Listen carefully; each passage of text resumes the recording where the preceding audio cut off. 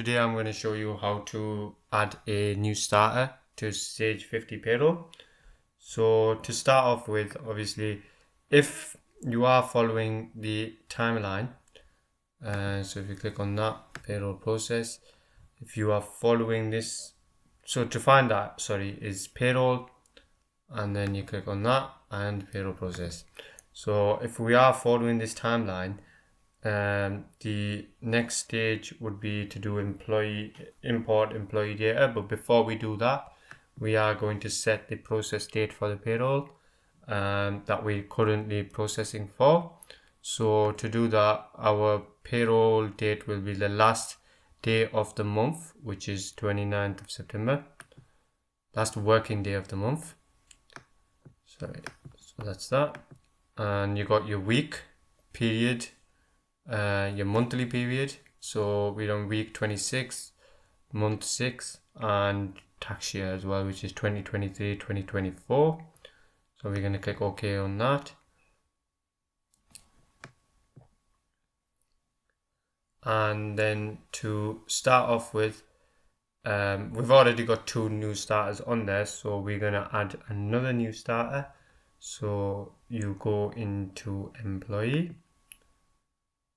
you make sure that none of the current employees are highlighted, otherwise it will bring up their details. So you just click clear, and then you go into employee wizard, and it says record the details of a new starter using their starter form. The following options require an employee to be selected from the desktop. So we're going to click on that, and we're going to do next. So here you have asterisks here, so that anywhere where there's an asterisk, it is a mandatory field that you need to complete. And also it is recommended that you complete as much information as possible, because the information is going to be submitted to HMRC via an FPS. So try and fill as much information as possible in the new starter form. So at the moment we've got 001, 002. So this person is going to be 003. 003, and you've got reference and works number. Generally we're going to keep them the same, and this person is going to be called, for the purpose of this video, we're going to name this person Jones, Martin Jones. His address is going to be 55 Highfield Road. This information is just genetic information that I made up, but you will have a new starter form which you will follow, and you will input the data based on what's been provided by the employee. So that's Durham, and his postcode is going to be TL36AF, and you go next. And because you've selected the title here, it will automatically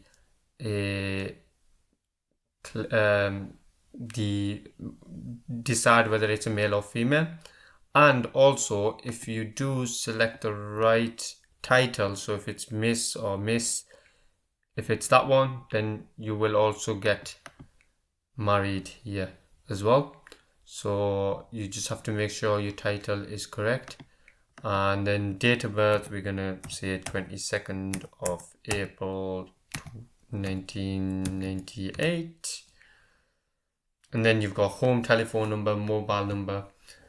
This is just generally for your information as a company. So if you ever need to keep their details on file, so if you ever need to contact the employee, you've got access to their contact number. But for the purposes of this video, we're not going to process that. So we're gonna do email address. So martin.jones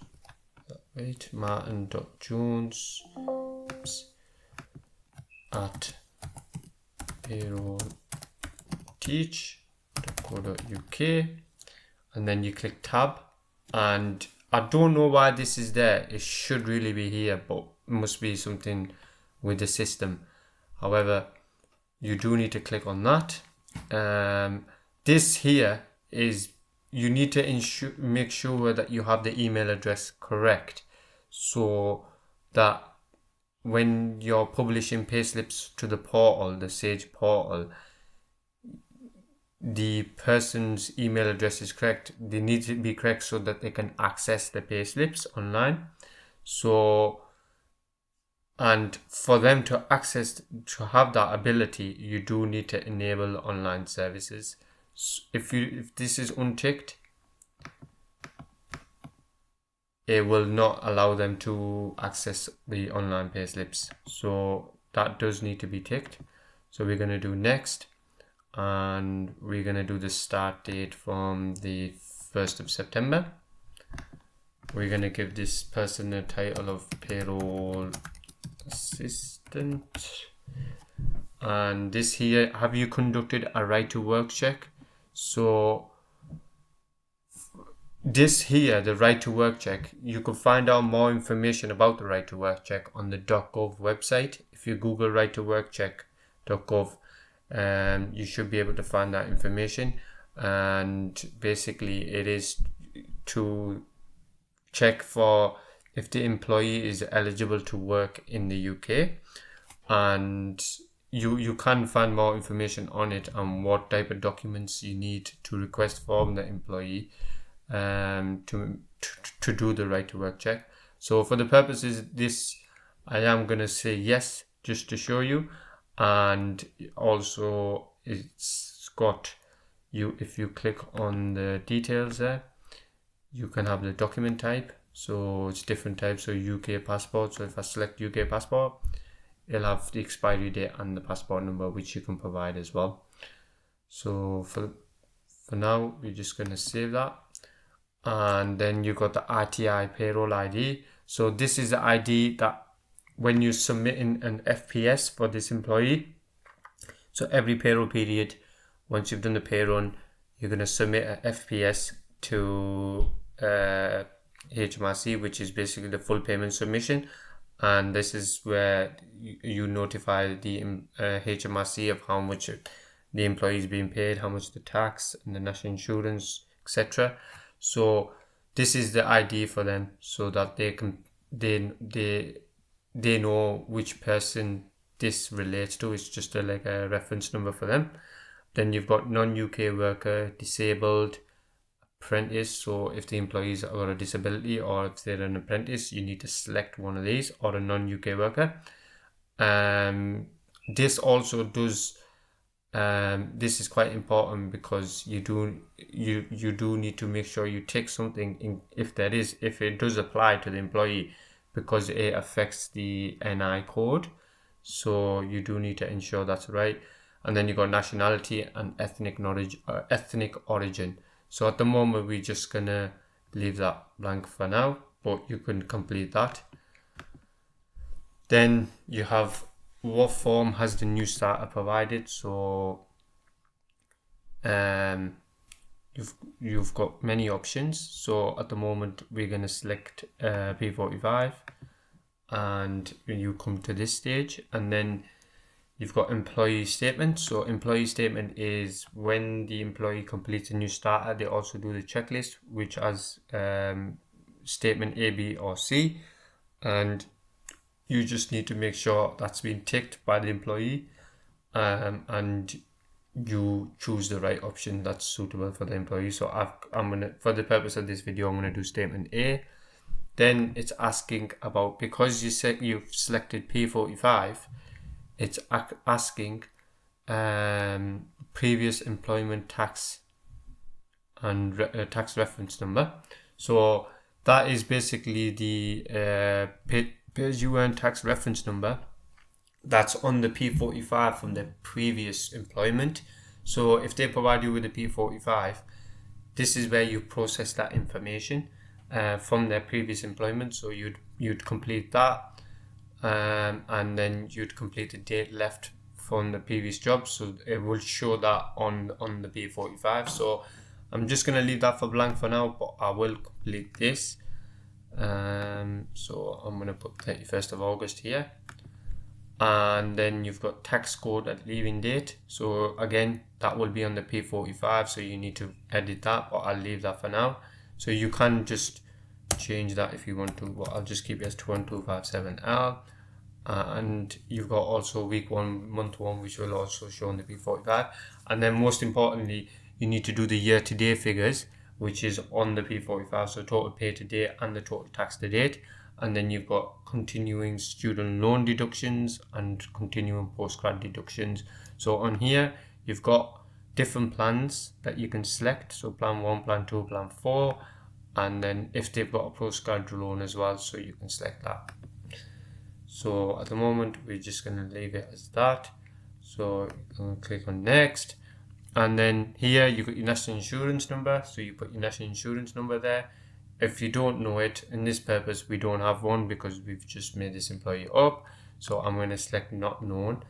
But what will happen is basically this is like a temporary number that will go to HMRC, and you will at some point need to, once the employee has got, if they haven't got one, this is for instance, if they haven't got an NI number, they will need to apply for an NI number. And once they've received it, I can show you where you can edit it in the system.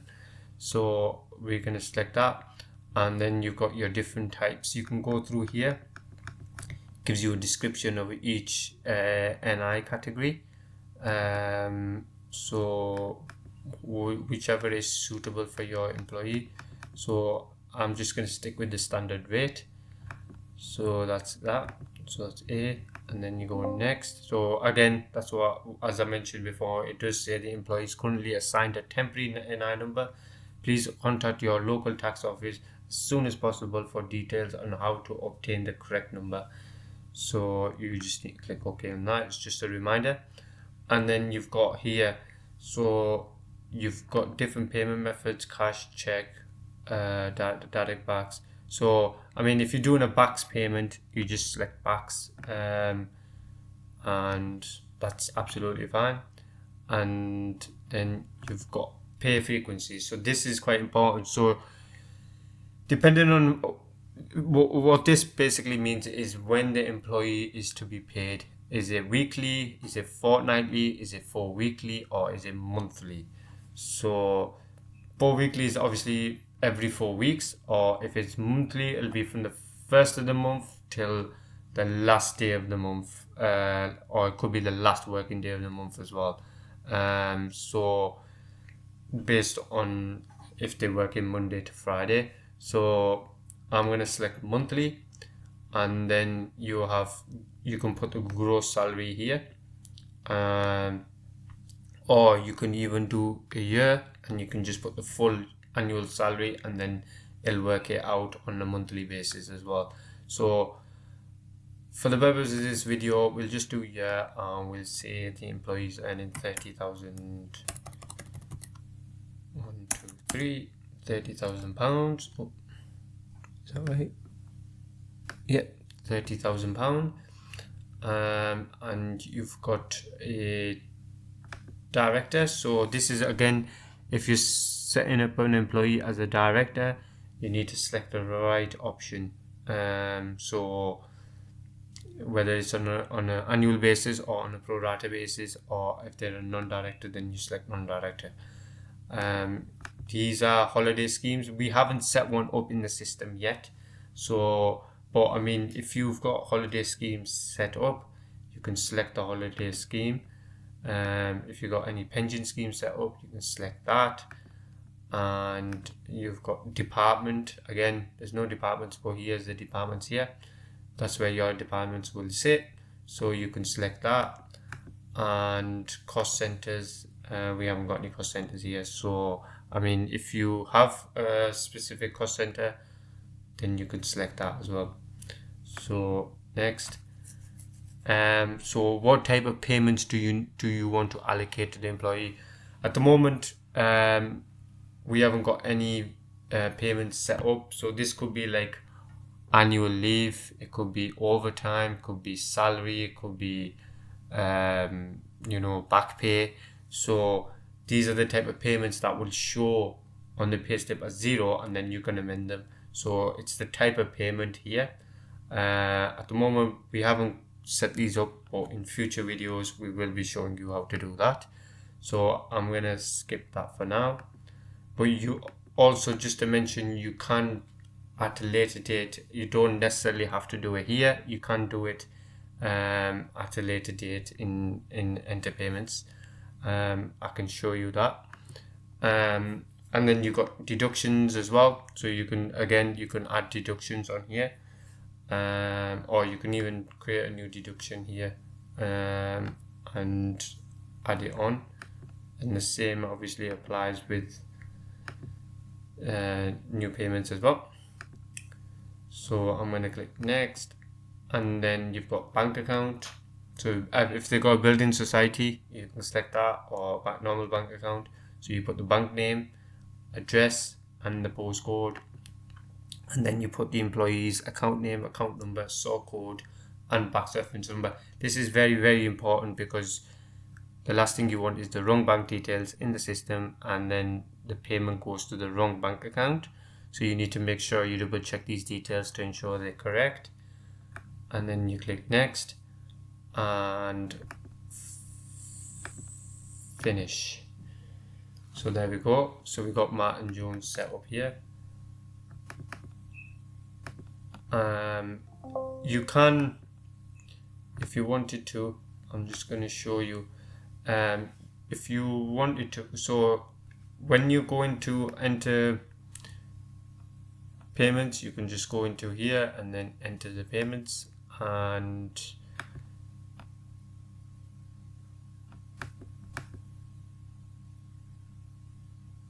then there we are. So it's brought up the salary to £2,500, and you can add more payments here as well. Obviously we haven't set any payments up yet, but you can select them from here, and you can continue with the payroll. So we're just going to close out with that. If you wanted to ever make any amendments to an employee, if you need to change their details or add new details or amend details or anything like that, you can just go into here and you can amend the details here. You can't amend any reference numbers, employee numbers or anything like that, but you can amend all the other details. And here, so you've got all the personal details, you've got a payroll job details here, when they've started, leave dates, non-worker, click on trade dispute, and you've got employment type as well. So we're just going to select full-time for that for now, and you can do pensions, absence. So you can, all the absence would be recorded here. You got SSP, SAP, SPP, which SAP is your adoption payment, and that's your SSP, so your statutory sick pay. You got your holiday, and you got other as well, and then cars and fuel. You got your bank details, so this is where you can amend any bank details in future. So if they ever change the bank details, you just go into here, click on the employee, and you do the bank details here. Analysis, so this is where you can change any departments or cost centers. If they've moved roles in the company, you can change it here. And also, if you didn't have an email address for the employee and at a later date you added an employee's email address, you can just put it into here and just select enable online services, and history, terms, and documents. So this is where you can store any documents relating to the employee. So we're just going to save that for now. And so now we've set this employee up. Also, just to mention, I know when I selected, I just double clicked on it to go onto the employee's record, but there is also another way you can do it. If you just select the employee and you go into employee, and then you just click on employee record, and that can give you access to the employee's record. Once you've done that, then what you do, one thing I do want to show you is if you have an employee who is a contractor, or IR35 employee, to amend that, you could click on the employee, and so this is for only if you have a employee who is inside IR35. This is how you would do it. So you would go into here, click on employment, and where it is payment frequency, employment type, you have you've even got contractor, expat, pension, or deemed. So you would select deemed, and it says if an employee has an employment type set as deemed, they aren't included in the auto enrollment tasks such as pension assessment, and this employment type should not include any statutory pay or student loans. So you click OK. So that means now this person's set up as a deemed employee, and they won't be auto enrolled in the pension, and they won't have any statutory payments either. So that's like statutory sick pay or statutory maternity pay or anything like that. 1, 2, 5, 7. No. So you've done that, and also so once you click deemed, if they are a IR35, you could just amend this. You can just add new tax code, say BR, and you just do it from the start date, which is the 1st of September 2023. Okay, and we've replaced it there. So add and close. So now the BR tax code as well, and that's that. Just gonna go and check anything else.